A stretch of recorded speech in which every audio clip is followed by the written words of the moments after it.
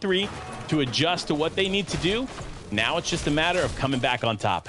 Yeah, it's the stalled out, corny crossroads kind of initial drop that's really hurting them. They're just taking too much time. They're not getting the damage that they need. So when it comes to the mid and end game, they're not in the position that they're used to, and they're unable to dig themselves out of the hole. But towards Chonkers Speedway, Lime and Chip seeming to get the best of Show and Blast yet again. That first elimination is going to come through, and they're just hunting down Show here. It's a 2 versus 1. They have some of the high ground, and they make it look absolutely easy.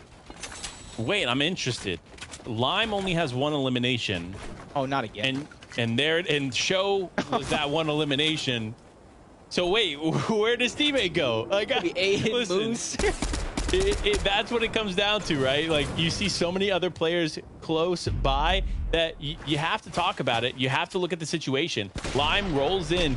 I don't know if Lime knew that Show was a solo, but nevertheless, he was confident in the way that he dove in there, and you see it in his facial expressions there. He's excited. He's like, yep, easy elimination for me. No sweat here in Chonker Speedway. I'll just keep it moving.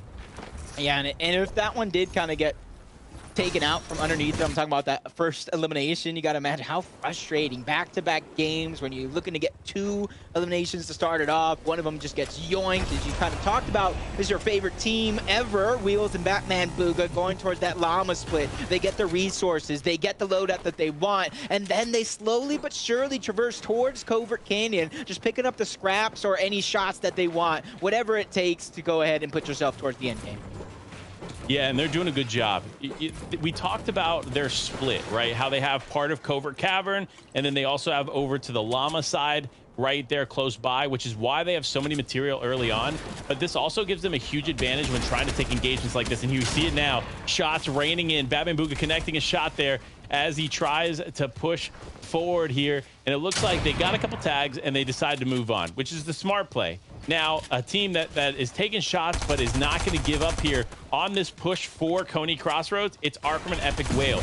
You find them here yet again going up against Victor and Blizzard as they try to break in here and try to get any kind of shots or tags that they can, and it's so close. The walls are exposed. If Victor's not careful, Arkham could have got some big tags there. Yeah, they got to be careful here. They're doing a good job of separating, kind of converging, slowly pressuring, taking piece by piece to get that control. But when they split up, that's all it takes in the blink of an eye. They can try to get aggressive. You see Convict slowly floating in towards Coney Crossroads. We've seen a third party interrupt this fight last game. What will it do as it continuously is going to be prolonged? Epic and Arkham this time around, they spot it. What are they going to do, though? Are they going to back off, continuously try to play aggressive? Because you could already see Slick Nick. He's not backing off and getting these tags. Yeah, I mean, look, this is what it comes down to, right? These other teams, they're aware of what's happening here in Coney Crossroads, and you see it here. Slick Nick and Convict there in the distance. Epic Whale trying to get tags onto them, knows that he's in the bush there, but you also have to worry about Victor and Blizzard down below. This is not a safe initiative, to say the least, for either team as they continue to try to get the tags and survive here. But fortunately, though, the last note I want to make, Coney Crossroads yet again has the zone. So Epic Whale and Arkham, definitely a good start here. They just need to stay in the area, get materials, and get ready for the mid and late. Yeah, even though this is kind of a very, very similar start to what we're seeing so far, it's not too strange. Arkham and Epic Whale, they've been in this position before. You see Slick Nick and Convict are just waiting to hear the audio of those shots firing off before they get aggressive on their own. But since they don't hear it, that's why you see them trying to rotate around, put themselves in the best position for that next rotate when the zone does pull even further.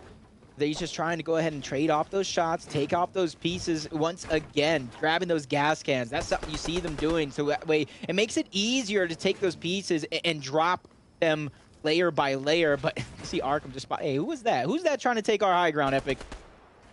I mean, look, that's what you got to be careful of, right? Despite you having the high ground, doesn't mean other teams can't just roll in and try to take it from you. And that's what we see here from Raise and Pars.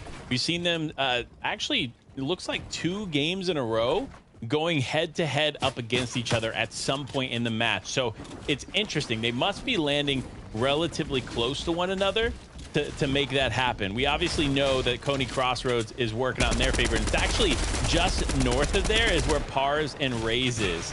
So it makes a lot of sense why they're rotating and running into one another, but they need to be careful. They need, because especially for Arkham Epic Whale, With them being contested, they just don't have the resources to fight multiple teams. I see Jelty and Krizik so far out of Greasy. It makes me kind of wonder what really happened in that early game against Babs and Saki. Did they just give up Greasy, let it go uncon, and try to get these eliminations onto Russo and Winter?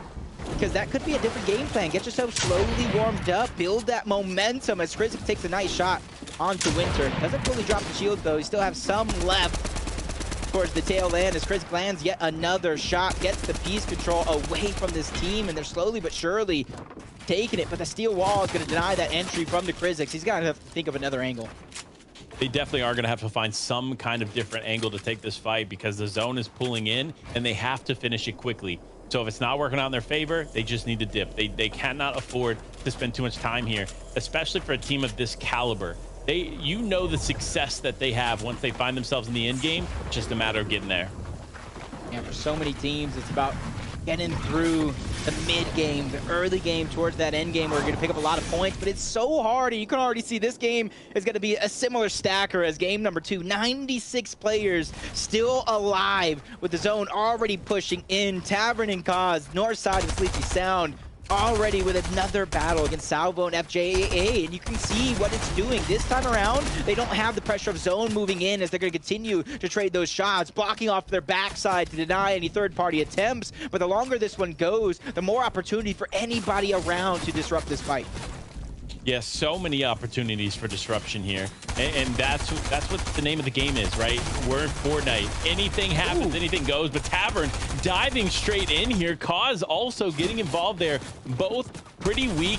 Does look like Tavern is going to take quite a bit of damage, but no, it's not going to work out in their favor as FJAA is going to walk away there with Salvo, getting some nice eliminations. You can see it again. There's players high off on the mountains in the distance. It may not have been a ton of damage being put on these players, but it's just enough to be annoying, to distract. You look left instead of right. You're trying to guard your back instead of your front. And that's exactly why you got to be very, very decisive and together when you make the decisions to take those early game skirmishes.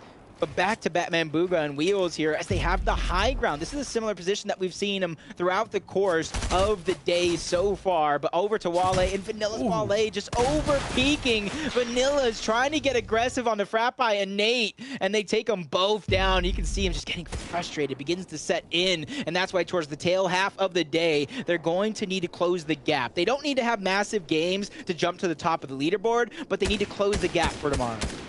Absolutely. And Wale, you can see the frustration in his face there. He knows the mistakes that they made. They're not a team that you often see make mistakes like that. So for them to make that mistake, it was definitely affecting him for sure. But it's all about the comeback. It's all about the return, right?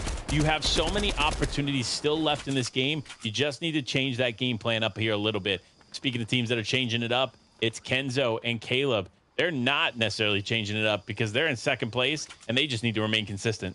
I actually had a chance to kind of message and reach out to Kenzo and try to get a feel, because that's one of the things I wanted to do. Really get to know a lot of these players, tell their stories, help them shine, and realize there's so many different play styles in Fortnite, and they're all viable play styles. It's about your execution as a team, and this team knows, qualified to this point, it took everything that they have. They have a little bit of a passive play style. They go more for setting up in towards high ground, a great spot in the zone, and go for the tags, and just survive towards end game to where those eliminations will just naturally prevent themselves. Yeah, and like we've talked about before, the end game is key. It really is everything. If you're focusing on that, you're finding yourselves in the top 10 of the leaderboard. But for teams like Zuko and Digital, who are a little bit behind the curve here, they're going to need to change the pace. And going up against Jelty and Krizix probably isn't the play here in this mid game. Neither team is in zone, and it looks like they have quite a bit of rotation to make.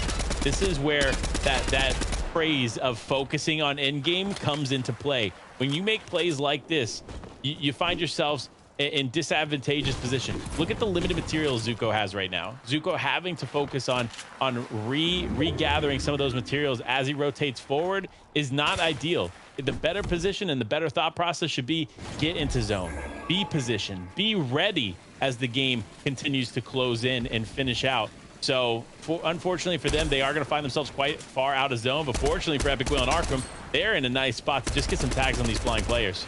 Yeah, playing this one a little bit different, making sure that their Storm Surge is very, very up there, because that has been the cause of their struggles, being on the cusp, whether it's below or slightly above, to where they have to continue to find the tags. Sometimes you don't always have the high ground, that you have to go against the boxes to put on that pressure against another opponent, but a team that might not necessarily be feeling the pressure, sitting in first place, Dynamic and Rexy. Even though they're in first place, though, 13 above the damage threshold, they're going to be looking for the angles as it falls to 1 above the threshold to try to get the tags that they need here. And a team is going to push them, so this could be an opportunity that they want, but at the same time, if they're not on the same page, this could be disastrous. This could be disastrous. That's an understatement here if they are not careful, especially with how consistent they've been start to finish here. Rexy and Dynamic, though, they said, wow, you know what? Panda, Jacob, don't even worry about it. I'm just going to get a bunch of tags here, and I'm going to make this fight go in my favor. And sure enough, Rexy, Dynamic doing just that. I like the way they're just slowly but surely. And I say slowly, but right there at the end, he just tries to get in the box with the Stinger SMG. He knows his teammates there trying to get an additional angle. As I believe that might be Jagger